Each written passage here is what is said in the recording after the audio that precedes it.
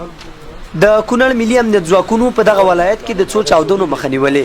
دغه ډله بریدګر چې غوښتلې په اسداباد ښار کې امنیت خراب کړي هدف ته له رسېدو مخکې نیول شوي دي.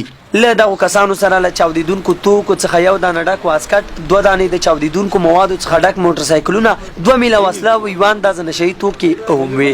نن موږ د ملي امنیت د تکړه او د باجوراته مسؤولین او منصوبینو په تپو تلاش او په هلو ځلو باندې هغه انتحاري واسکټ چې غوښتل چې د کونړ د خلکو آرام ژوند ناارامه کړي د دوی په هلو ځلو باندې هغه نیول شوی ده. همدارنګه مواد مخدر اپین دي چې دا ملي امنیت زړورو منصوبینو نیولي.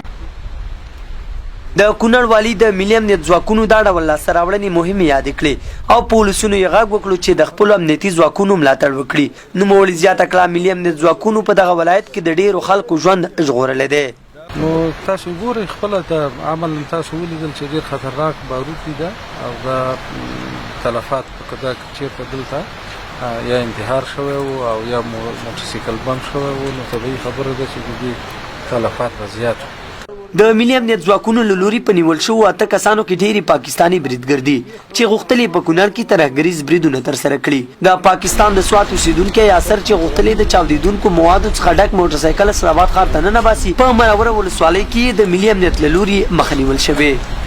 زه سوات اوسېدونکی یم، یاسر مې نوم دی، د علم په بچه دره کې اوسېږم چې یو موټرسایکل کې انفجاري مواد راسره او په منوره ولسوالۍ کې امنیت ځواکونه ونیول.